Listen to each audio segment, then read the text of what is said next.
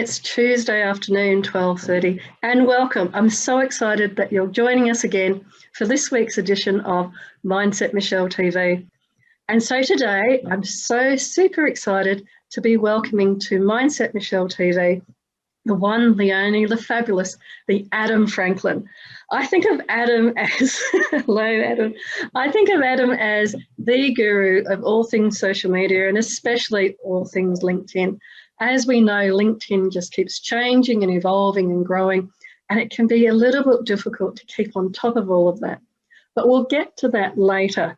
First, I want to introduce Adam, the award-winning author of Web Marketing Networks, the co-founder, I love the book, the co-founder of Blue Wire Media, and an all-round great guy. There's many other things, but I want to leave those for Adam to share with us as part of the amazing, incredible history of what has led to Adam being so successful today. So welcome, Adam. Please tell us a little bit more about yourself. Firstly, thank you for having me on the show, Michele. It's always lovely to chat with you. And I guess the story about me, particularly from a business sense, goes back to 2005 when we started, which in internet years feels like a lifetime ago, but it's in real years been 16 since my business partner and I first started walking around the streets, knocking on doors, asking people if they wanted a website. Now that's how we started. We were both non-technical people, like we couldn't actually build a website ourselves. You know, we couldn't write the code, but we were fascinated by the business and marketing side of it. And so we would walk around the hot Brisbane streets in the middle of summer, January 2005, asking people if they wanted a website, and we would get rejected time after time after time for weeks on end. And it has evolved in the last 16 years quite significantly, Michele. Many twists and turns and iterations and improvements. But basically, it started at that, grew to an agency where we did the digital implementation for people.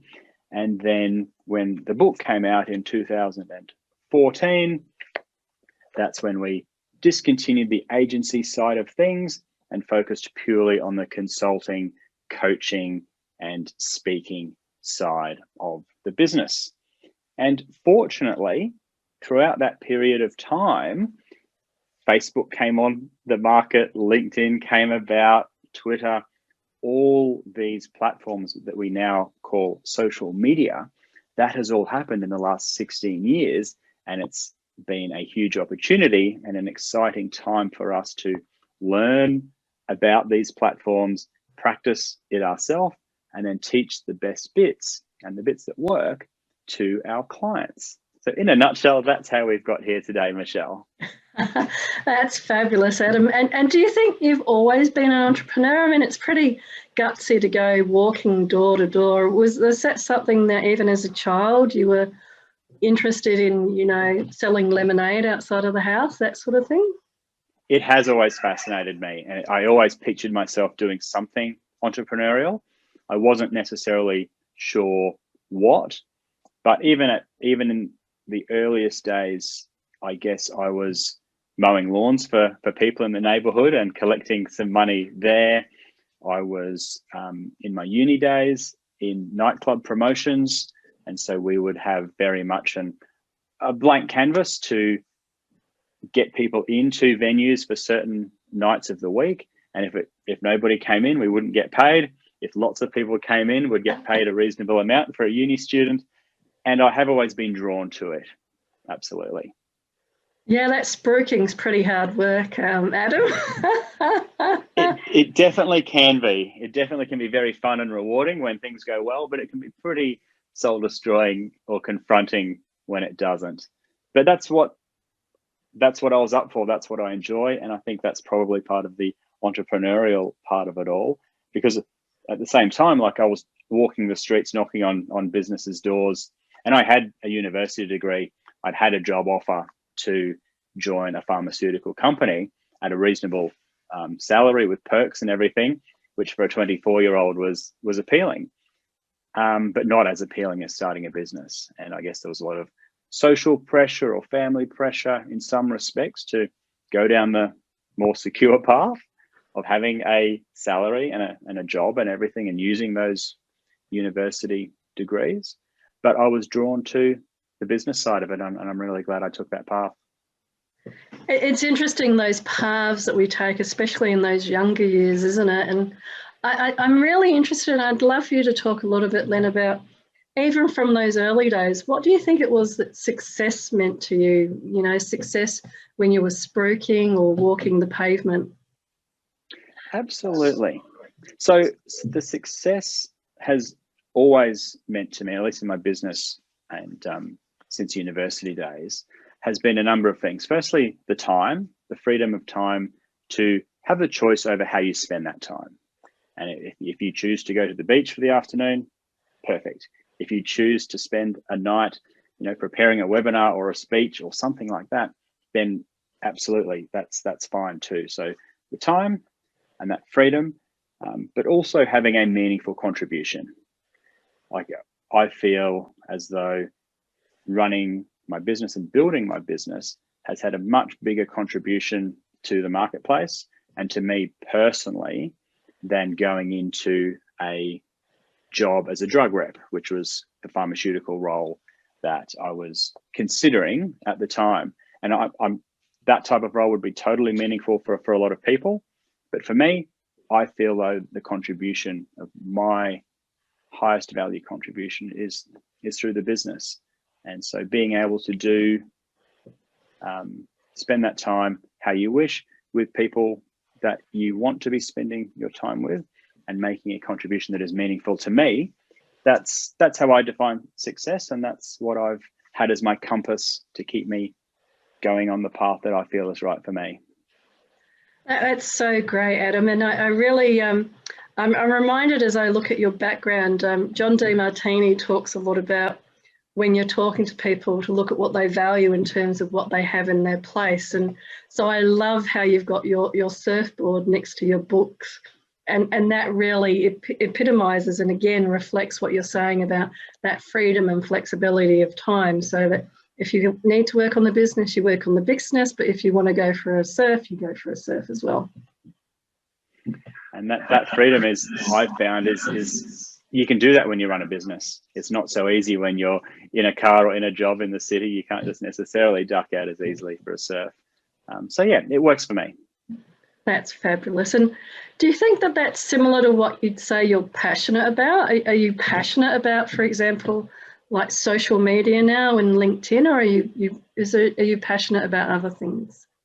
I'm passionate about many things, but particularly I've always been passionate about the social connection as well as the science of it. So I studied biochemistry. So technically I'm a biochemist. I've always gravitated to scientific things, but in conjunction with that, I've also loved the social connection side. And so, like, if I go back to university days, I loved the nightclub promotions side of it, because there is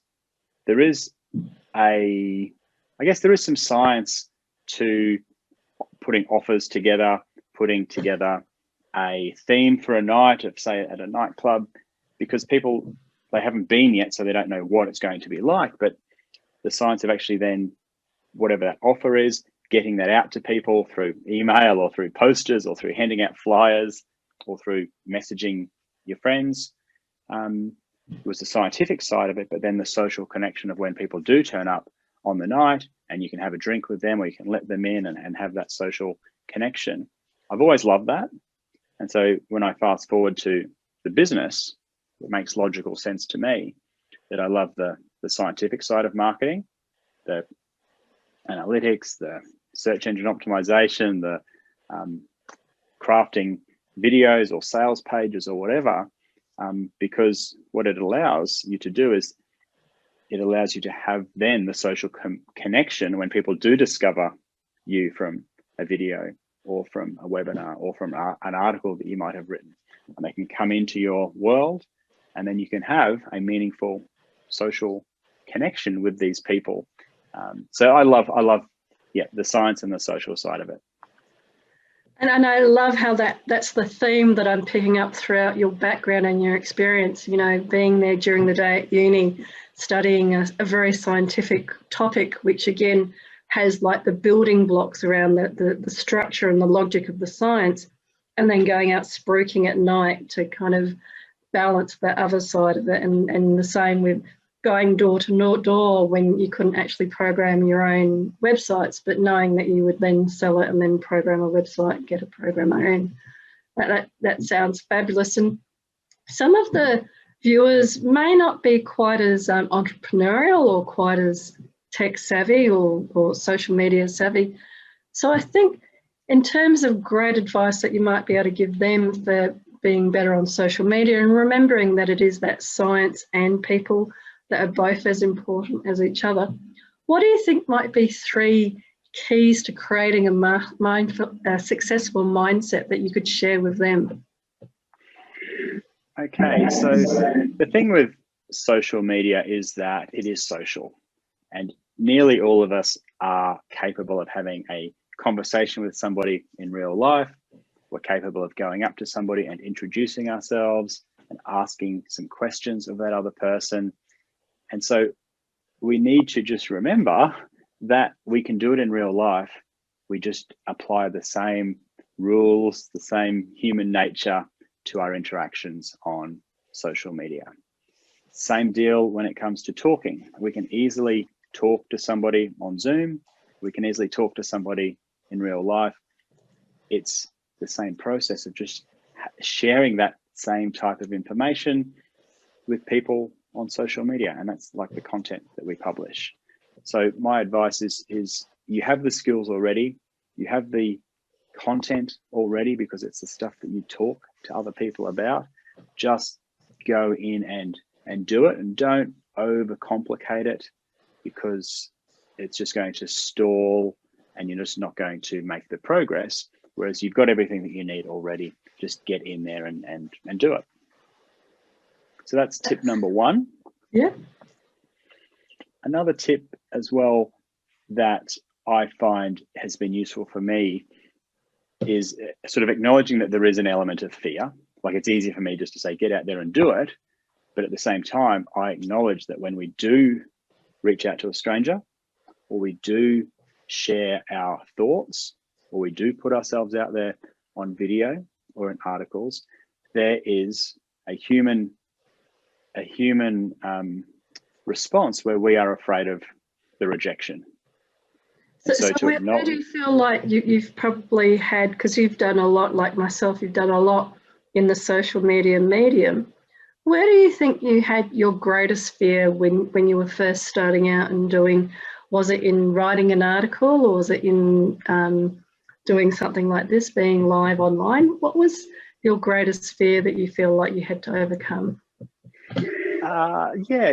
Probably for me, it was the technology failing and me feeling as though I didn't know what I was talking about is one big one, because that's always outside your control to a certain degree. The Wi-Fi can break, the camera can break. So that's probably the main one. Again, and as along with just the general fear of being an imposter, of other people disagreeing with you, of other people criticizing you. They're all natural things that show up as well, which I think all people experience, no matter what level that they're at. I found, again, back to DeMartini, he has this wonderful quote about when you know you're starting to make it and make an impact, when you start having haters come out and people that are contrarian. And it's been interesting for me when I've had that experience. And I think I reached out to you one time where I had that happen on LinkedIn, where I made a comment or put out a post, and there was a person in particular that was quite nasty. And I was quite surprised. And your advice about, not feeding the negativity if people are being negative, but reframing it again as well about, I'm having an impact and more people are seeing it. And so that's why there's people with different opinions now, and they may be a bit more negative out there. Absolutely. Yeah. If you're making a stand with your point of view or your content, there's going to be people that disagree. And that's important because one, you've actually made a stand, which is necessary. And two, if there's a healthy debate, that means that your work is actually being seen by people and having an impact. And also, sorry, I was just going to say, people like Einstein, everybody when he was up to version 97 or 98 must have still been saying, you're an idiot, you're insane, you're whatever. And many of the other people that we celebrate now may have actually been people that were quite challenged at the time. They didn't have social media, but they may have been challenged in their own way at the time with haters and detractors, etc. I'm sure of it. And I think when you're right, when you can reframe that as, okay, my work is having an impact. There's people that disagree. I'm comfortable with that. That's a necessary part of this journey, because if you don't have people maybe disagreeing with you or your work not reaching enough people, then I don't think that your work is having the impact that it could. But comparing that to actually trolls or people who don't, I guess there's a difference between someone that disagrees with you professionally and just troublemaking trolls. Yeah. And I think don't feed the trolls. Don't ever worry about what they say. Easier said than done not to worry about it. But I choose to reframe that as they've got their own challenges, their own problems. They might be hurting for whatever reason. And just because they're having a bad day, they're just taking it out on a stranger on the internet. That just happens to be me today. And so I don't take that personally. And that's a different story to someone who disagrees professionally, because that can be a healthy debate. Both are going to happen. Both are important stages because your work is having an impact, but you treat them quite differently. Well, and I think that that's a really important point that we've kind of touched on then, that you're not going to be everybody's cup of tea. So I think especially when people start off in mediums like this, there is a bit of I hope everybody likes me and I hope everybody enjoys this, etc. And getting to that level where you actually start to recognize, well, I'm not going to fit everybody, and that's okay because they don't all fit me. But just like you were saying in life, when you go up and say hello to people and have those in-person conversations, you're not going to gel with everybody, and online is another medium of that same scenario. Yeah, exactly. And we want to actually, if we're true to ourselves, then we're going to attract the right types of people, I feel, and repel the others. And that doesn't have to mean be offensive and out there and brash and all of those types of things to repel people. But some people are going to gravitate to us and others are going to be less interested. And that's perfectly fine as well. I feel that if people do try to please everybody and don't take a stand and don't stay true to themselves, then they run the risk of having no one gravitate closely to them. And that's a huge missed opportunity. So it can be confronting, but I feel that's the best approach there, which kind of ties me into the point of not comparing yourself to other people. Just be you, share your insights, be true to yourself. People will like you. People in real life like you already, and therefore online is again just an extension of you. So if you can be natural, then you will find that other people, it may be somewhere different in the world than your hometown, but other people can discover you and can get to know, like, and trust you through what you do with social media. I think that's a really important element as well, because one of the things I work with a lot of clients is as well about the comparing to others. They might think that they should be here or should be doing this or should be at that stage, and it's a lot of shoulding on themselves.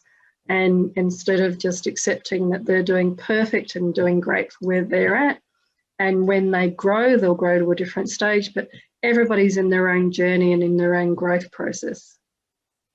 Yes, it's true. It's very true. It's easy to fall out of that mindset and compare yourself to others. But I think it's always worth reminding ourselves that we're exactly where we need to be right now, and our journey is different to everybody else, and have faith that you are on the right track and exactly where you need to be. So what do you think, out of these many years, and I can see, and one of the interesting things from last week when the fabulous Sharon Connolly was on the show, and then this week, is that both of you are actually incredible givers. So Sharon is giving away this incredible amount of information and templates, etc., for change management and change managers. And I know you do something similar. You have like 33 templates at least for social media, you know, whether it's planning the calendar or doing social media, this or that. What do you think kind of inspired you to share so much? What other people could think, oh, I can charge for that, or I should only give it away to my private clients? What inspired you to give away so much of your IP? There were a few influences there. The primary one for me was seeing the author David Neiman Scott back in the early days of starting our business. And he was a big advocate of sharing your information, because on the internet, it easily scaled and people could easily access it. And so if you were generous with valuable stuff, not just junk, but actually valuable stuff, then what that would do is it would open up the floodgates, because more and more people could discover who you were. They could benefit from your free material. And if your free material was good, then they would be much more inclined to become paying customers.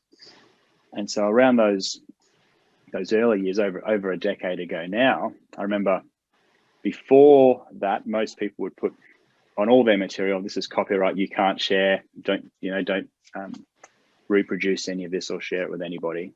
And then when the internet sort of got some maturity, a lot of people flipped that on its head and said, look, we want you to share this. This is Creative Commons. Please use it. Please build upon it. Please use it commercially if you want to, but this is my gift. And so that really resonated with me. The more generous we could be with useful material, the more people would get a chance to know, like, and trust us. And it's worked really well. I mean, it's not like we give everything away. It's some tools and templates and lots of them. But the idea is that that's a starting point of the journey. So they go from step A to step B, and they have that progress. And then when they're ready to take step B to C or C to D, then we're there, and we've got a pathway for them to go on with us, and we'll hold their hand on that journey. But we've drawn them in, we've offered them that first step for free, and I really love that approach. I hear you. I mean, I remember when I wrote my book, and one of the things I was really aware of was that nothing is new.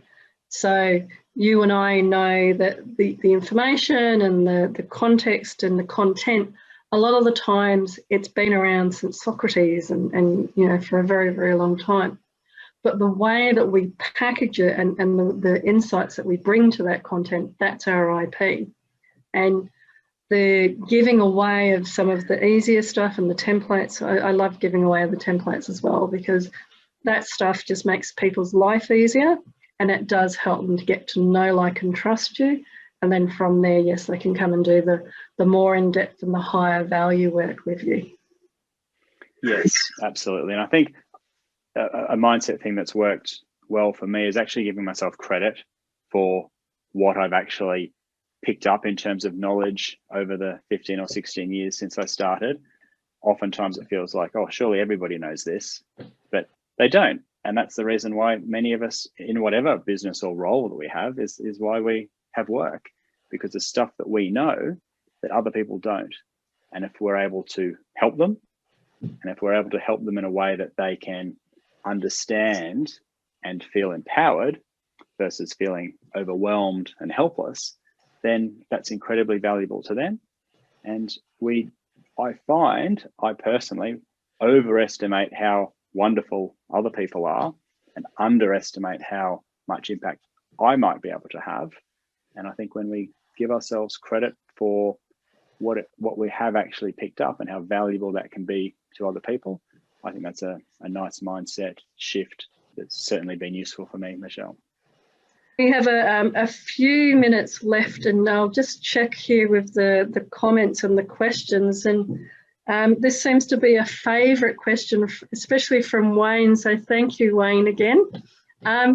What do you think you would say, or what advice would you give to your younger self? The advice that I would give to my younger self is that it's perfectly fine to march to the beat of your own drum, and have confidence that you're on the right path, and it's fine. It's good to march to the beat of your own drum, and yeah, don't feel like you need to succumb to the other pressures or norms of the time. Because I remember when I was starting out, it was quite unusual to be going out and starting a business, particularly when you had a perfectly good university degree with a perfectly good job offer in a field that you knew that was normal. And to be starting, just to walk away from that and start a business in, at the time, web design, which I knew nothing about and couldn't actually do.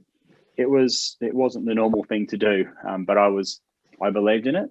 And so my advice would be, yeah, stick to your guns, march to the beat of your own drum, and it's all taking you on an important journey. That's wonderful, wonderful way of ending the show here today. And I love that, you know, marching to the beat of your own drum. And how can people connect with you and hear more or talk to you more about their own maybe social media or LinkedIn needs, Adam? Absolutely. Well, you mentioned earlier that I've got a whole bunch of different marketing templates. In fact, there's 33 that come with my book, Web Marketing That Works, but you can actually download those for free from my website, which is bluewiremedia.com.au. You should be able to see under my name here. That's how to spell it, Blue Wire Media, and then just .com.au. On the homepage there, you'll see a button to download my web strategy planning template. If you do that, then you'll also get access to all of my other templates as well. So that's one way to access that material. The other way to connect with me is just to find me on LinkedIn, Adam Franklin, and reach out, say hello. I'd love to connect. And once we are connected, I share a lot of new templates, marketing videos and resources. I host little workshops every month or so. So if that type of stuff appeals, look me up on LinkedIn. It would be great to connect. Fabulous. And thank you again. I can vouch for how generous Adam is with his time and with the materials that he gives and helps with people with the LinkedIn and social media activities. It's been a real pleasure having you here today. So thank you, Adam. Thanks very much, Michelle. This was heaps of fun. Really enjoyed it. Thanks for having me. Wonderful. So we're at that time again. So thank you for being here on the show, Adam. And next week we have the amazing Julian Mather, who's going to be talking about all things video. So Julian's an incredible expert in that space, another surgeon. I'm going to line you up in my own hospital, Adam. Have my own hospital full of all these different experts.